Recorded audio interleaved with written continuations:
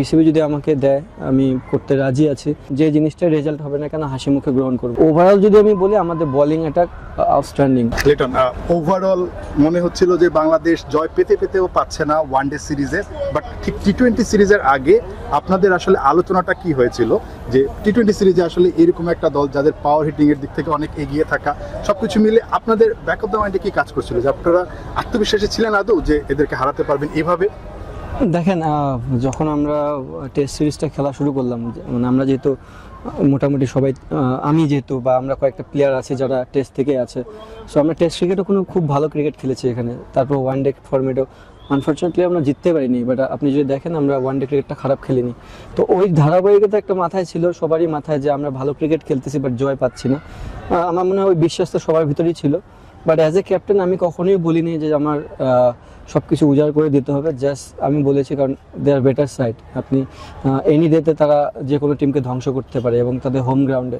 So আমার একটাই information ছিল যে যাব, ক্রিকেটটা এনজয় করব, যে জিনিসটার রেজাল্ট হবে না কেন হাসি মুখে গ্রহণ করব এবং যে যার দায়িত্বটা পালন করার চেষ্টা করব। তো আমার মনে হয় শ্লোক যে প্রথম একদিন দুই দিন খেলাটা দেখে মনে হয়েছে যে আমরা ব্যাটিংয়ে অনেক স্ট্রাগল করতেছি, বাট আনফর্চুনেটলি পিচটা এমন ছিল যে খুব একটা হেল্পফুল ছিল না ব্যাটসম্যানের জন্য।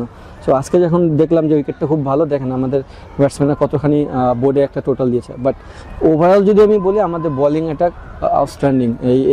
এই ফর্মেটে তিনটা গেমে যেভাবে বল করেছে আমাদের পেস বোলার, স্পিনার, আমি বিহাইন্ড দ্য উইকেটে ছিলাম। সো আমারই খুব ভালো লাগতেছিল এবং প্রত্যেকটা ব্যাটসম্যানের জন্য স্ট্রাগল পিরিয়ড ছিল। এই ধরনের জয়টা কি আসলে একটা নতুন বার্তা কিনা? কারণ আমরা বিদেশের মাটিতে এরকম লাস্ট 2012-তে আয়ারল্যান্ডকে হারিয়েছিলাম, বাট ওয়েস্ট ইন্ডিজকে মানে হারানোটা একটা বড় প্রাপ্তি নিঃসন্দেহে। মানে এটা একটা নতুন বার্তা কিনা বা নতুন একটা আত্মবিশ্বাস কিনা যে আমরা আসলে এরকম মানে দ্বিপাক্ষিক সিরিজ কিংবা বড় টুর্নামেন্টে বড় দলকে হারাতে পারি, নতুন করে একটা আত্মবিশ্বাস দিচ্ছে কিনা সবার মাঝে? হ্যাঁ, অবশ্যই। আপনি বেটার সাইড, আমি বলবো যে তারা হোম গ্রাউন্ডে খুবই ভালো একটা সাইড। একটা জিনিস হচ্ছে কি, আপনি যখন পাঁচটা বোলার খুব ভালো বোলিং করবে এবং আমাদের দেখবেন উপর থেকে নিচ পর্যন্ত ব্যালেন্স একটা ব্যাটিং, আমি বলবো না যে খুব বিধ্বংসী ব্যাটিং অ্যাটাক আমাদের, বাট একটা ব্যালেন্স সাইড আমাদের। তো আমার মনে হয় এরকম ব্যালেন্স সাইডে যদি আমরা বোর্ডে কিছু রান দিতে পারি প্রতিদিন, আমাদের মনে হয় আমাদের বোলারদের স্কিল ডেভেলপ করতেছে। এবং একটা জিনিস পজিটিভ সাইড যেটা আমার কাছে মনে হচ্ছে, প্রত্যেকটা ম্যাচেই বোলাররা নিজে থেকে দায়িত্ব নিছে, তাদের ফিল্ড সেট আপটা নিজেরা করছে, তারা লার্ন করতেছে অনেক কিছু। তো আমার মনে হয় এটা একটা ভালো একটা good sign. As a captain Liton, আপনার ক্যাপ্টেন্সি মনে হচ্ছে আউটস্ট্যান্ডিং, ফেবুলাস, এবং আপনি উইকেটের পেছন থেকে যেভাবে মানে প্রত্যেকটা কঠিন সিচুয়েশনে মানে সবার সঙ্গে কথা বলছিলেন, এটা আসলে দেখার মতো ছিল সব কিছু মিলে। ওভারঅল ক্যাপ্টেন্সিটা কতটুকু এনজয় করেছেন এবং এই ফর্মেটে আসলে আরেকটু লম্বা করতে চান কিনা? বিসিবি চাচ্ছে আলটিমেটলি 3টা ফর্মেটেই, আপনি চাচ্ছেন কিনা? প্লাস অ্যাজ এ ক্যাপ্টেন আবার পারফর্ম করার একটা বিষয় থাকে।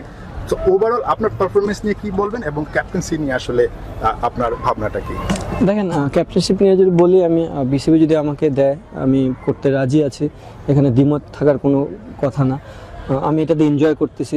হ্যাঁ, যে জিনিসটা বললেন যে বলাররা যদি আপনাকে খুব ভালো বল করে দেয় বিহাইন্ড দ্য উইকেটে, আমার জন্য কাজটা অনেক ইজি। আর যেটা আমি বললাম যে আমার বলাররা এখন নিজে থেকে জানে তার ফিল্ড সেট আপ কী করতে হবে। সো আমার জন্য কাজটা অনেক ইজি। হ্যাঁ, বাট মাঠে আমি হয়তো অনেক ডিসিশন নিই, যে জিনিসটা আমি এতদিন ক্রিকেট খেলে আমার অভিজ্ঞতা থেকে আমি যে ডিসিশনগুলো নিই এবং বলাররা যেভাবে তাদের স্কিল শো করতেছে, মাঠ চালানোটা আমার জন্য অনেক ইজি। আর ব্যাটিংয়ের যে জিনিসটা বললেন, আমি চেষ্টা করতেছি। আই থিঙ্ক এটা এমন না যে দেখেন, একটা ব্যাটসম্যান অনেক সময় হয় কি, যখন একটু খারাপ যায়, যেহেতু 3 ফর্মেট খেলছি লাগাতার একটু খারাপ চলে গেছে, বাট আমি চেষ্টা করতেছি, যেহেতু সালাউদ্দিন স্যারের সাথে কাজ করতেছি, আমার মনে হয় সালাউদ্দিন স্যার অনেক হেল্পফুল হেল্প অনেক করতেছে। যে আমাদের একটা জিনিস হচ্ছে কি, প্রত্যেকটা প্লেয়ার স্যারের সাথে অনেক ফ্রি এবং স্যার খুব ছোট থেকে সবগুলো প্লেয়ারকে চিনে। তো এই জিনিসটা ব্যাক অফ দ্য মাইন্ডে আমাদের অনেক হেল্প করতেছে, যে স্যারের সাথে কথা বললে অনেকটা হেল্প, মানে ক্রিকেটিং বিষয়ে জিনিসগুলো অনেক হেল্প হয়ে যাচ্ছে। তো আমিও স্যারের সাথে কথা বলতেছি, আমার মনে হয় খুব তাড়াতাড়ি এটা থেকে বের হয়ে আসতে পারবো। ক্যাপ্টেন, আমরা সবসময় একটু হীনমন্যতায় ভুগি যখন আমরা সিরিজ খেলতে আসি, কিন্তু আজকে উই প্লেড ফিয়ারলেস ক্রিকেট, মানে কোনো দ্বিধাদ্বন্দ্ব ছিল না কোনো ব্যাটসম্যানের মধ্যে। এটা কি 2টা ম্যাচ জিতে গিয়েছি এবং আমরা মানে কনফিডেন্সটা অনেক বেশি ছিল এই কারণে, এবং এই ধরনের কনফিডেন্স নিজেদের মধ্যে বিল্ড আপ করার জন্য মানে কি প্রসেস মেনটেন করা উচিত, যেহেতু আমরা আজকে প্রচুর ফিয়ারলেস ক্রিকেট খেলেছি? দেখুন, আমি স্যারের সাথে অলওয়েজ একটা ডিসকাস করি যে ম্যাচ হারা 1 রানে হারাও যায়, 100 রানে হারাও একই জিনিস। তো আমার কথা হচ্ছে আমি যদি আমার টিমরে যদি আমি ব্যাটিং করি আগে আর উইকেট যদি ভালো থাকে, আমি যদি আমার বলারদেরকে ওই অপরচুনিটি না দিই যে একটা ভালো টোটাল না দিতে পারি, তাহলে আমি হয়তো বা দিন শেষে দেখা যাবে কি যে ম্যাচ হেরে গেলাম। আমার কথা হচ্ছে যে যখন T20 ফরম্যাটটাই অ্যাটাকিং ক্রিকেট, পুরো ওয়ার্ল্ড এইভাবেই খেলতেছে, আমার কথা হচ্ছে বেস্ট চান্স একটা বলারকে সুযোগ দেওয়া।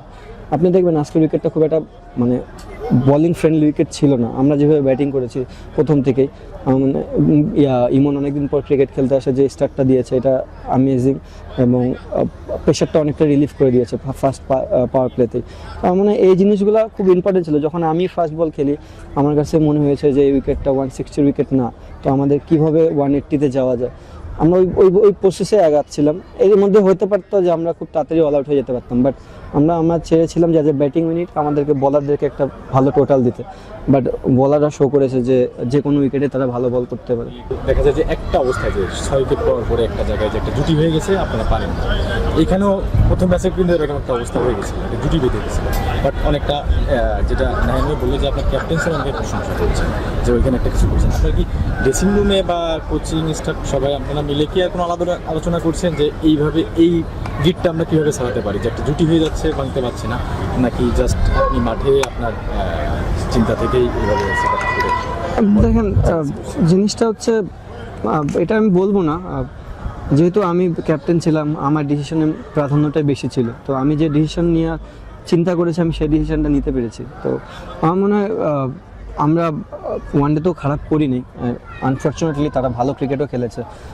আর একটা জিনিস দেখবেন যে উইকেটটা একটু মানে আমার ওই উইকেটগুলো একটু ব্যাটিং সহায়কই ছিল, তো আমরা যদি মিডল ওভারে একটা দুটো উইকেট ব্রেক করতে পারতাম, যে ওয়েতে রিশাদ এখানে বল করেছে, মানে ওয়ানডেতে যদি সে একটা ব্রেক থ্রো দিতে পারতো আমাদের মিডলে, তাহলে খেলাটা অনেক ইজি হয়ে যেত আমাদের জন্য।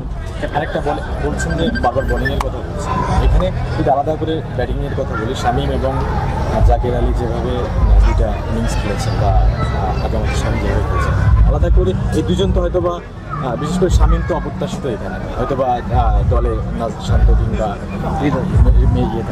হৃদয় থাকলে সুযোগই পেত, দুজনকে নিয়ে আলাদা করে কিছু।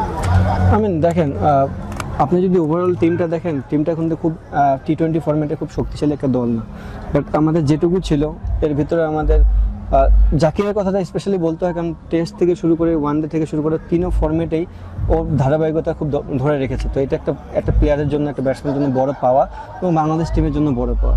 আর শামীমের বিষয়টা, শামীম লাস্ট যদি আপনি দেখেন ডোমেস্টিক প্লাস হচ্ছে এই টিমের যে খেলাগুলো খেলেছে ওগুলোতে পারফর্ম করেছে। আমার মনে হয় তার ভিতরে একটা কনফিডেন্স ছিল, আর জাকিরের কনফিডেন্স তো টেস্ট থেকেই কন্টিনিউ করেছে।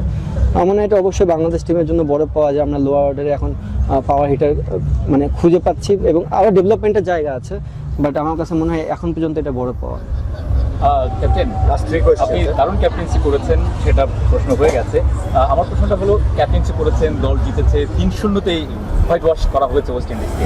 এটার আড়ালে আপনার ব্যাটিং পারফরমেন্সটা আলাদা করে আড়াল পড়ে গেল কিনা, বা এটা নিয়ে আপনার কি বলার আছে, কি কাজ করছেন? না, আমি বললাম এটা অ্যান্সার দিয়েছি যে আমি চেষ্টা করতেছি, সালাউদ্দিন স্যারের সাথে কথা বলতেছি। জিনিসটা হচ্ছে কি, আমি এটা আগেও বললাম যে আমি স্যারের সাথে কথা বলতেছি, কাজ করতেছি। আমার মনে হয় খুব তাড়াতাড়ি এখান থেকে বের হয়ে আসার চেষ্টা করব। ক্যাপ্টেন, সবসময় আপনারা ঘরোয়া ক্রিকেটে দেশি কোচদের সঙ্গে কাজ করেন, বিপিএলে যখন কাজ করেন সালাউদ্দিনের সঙ্গে, সালাউদ্দিনের কোচ থাকেন, এখানে একজন দেশি কোচ পেয়েছেন, মানে বলতে গেলে 11-12 বছর পর আমরা একজন দেশি কোচ পেয়েছি। এই জিনিসটা কি আপনাদের কাজটা সহজ করে দিয়েছে কিনা, সালাউদ্দিন ভাইয়ের ইনভলভমেন্ট, এবং এটা কি মানে T20 সিরিজটা জেতার পেছনে উনার মানে অবদান বা ওনার ইনভলভমেন্টটা কতখানি ইম্পর্টেন্ট ছিল বা কত প্রজেক্ট ছিল? দেখেন, যদি ওভারঅল যদি কোচিং স্টাফের কথা বলি, সবাই অনেক ফ্রেন্ডলি। যেহেতু আমাদের নতুন কোচ এসেছে, উনি অনেক ফ্রেন্ডলি। সবচেয়ে বড় ডিসিশন যে জিনিসটা আমার খুব ভালো লেগেছে, যে উনি কখনো প্লেয়ারদের উপর চাপাইয়ে দেন না। আমরা যেহেতু অনেক দিন ধরে ক্রিকেট খেলতেছি, আমাদেরও কথার মূল্য আছে, সো উনি এই জিনিসটা গ্রহণ করে। আর সালাউদ্দিন স্যারের বিষয়টা যেটা বললাম, যে আমরা ম্যাক্সিমামই স্যারের হাত ধরে কোথাও না কোথাও খেলেছি এবং স্যার আমাদেরকে খুব ভালো মতনই চিনে। তো আমার মনে হয় কনভারসেশনগুলো খুব ভালো হচ্ছে ড্রেসিং রুমে, এবং স্যার খুবই ফ্রেন্ডলি একটা মানুষ, যার সাথে আপনি সব ধরনের কথা বলতে পারবেন। তো কেউ যদি আন্ডার প্রেশারও থাকে কখনো, সে এখান থেকে বের হয়ে আসতে পারে। তো অনেকটা এরকমই প্রশ্ন ক্যাপ্টেন, যে ধরুন ব্যাটসম্যানরা যারা আসলে ফেয়ারলেস ক্রিকেট খেলছে, জাকির আলী অনেক, শামীম কিংবা শেখ মেহেদী, পারভেজ ফেয়ারলেস ক্রিয়েট করেছে। আসলে এটা কি সালাউদ্দিনের স্যারের ইম্প্যাক্ট, মানে এই অন্তর্ভুক্তির পর মানে এই মোটিভেশনটা কি তারা পাচ্ছে তরুণরা? আপনি একটু আগে বললেন যে তারা নানা পর্যায়ে কোচকে পেয়েছে, এটার ইম্প্যাক্টটা কি আসলে এটাই? ডেফিনেটলি কিছু তো জিনিস চেঞ্জ হচ্ছে, কারণ আপনি দেখবেন তিনও ফর্মেটে আমরা ব্যাটিং ওভারঅল সবাই ভালো ক্রিকেট খেলেছি। তো আমার মনে হয় স্যারের যে বার্তাগুলা, স্যারের যে ফ্রি কথাবার্তাগুলা, এবং আমি একটা জিনিস বারবার করে বলতেছি, স্যারকে কেউ না কেউ কোথাও না কোথাও পেয়েছে ডোমেস্টিকে। ইনফ্যাক্ট স্যারের যে একাডেমিতে অনেকজন প্র্যাকটিস করছে, সো স্যার ভালো জানে কে কী করতে পারে না পারে। তো স্যার মনে হয় গাইডলাইনটা খুব ভালো মতন দিচ্ছে যে সব প্লেয়াররা এখন পারফর্ম করতেছে। আমার মনে হয় এটা একটা পজিটিভ সাইন যে আমরা ফ্রিলি কথা বলতে পারতেছি এবং স্যারও আমাদেরকে চিনে, আমাদের ভুলগুলো কোথায় হচ্ছে এই জিনিসটা ধরা দিতে পারতেছে। তো আমরা মনে হয় যে ব্যাটিং ইউনিটটা খুব তাড়াতাড়ি একটা আরও ভালো পজিশনে যাব।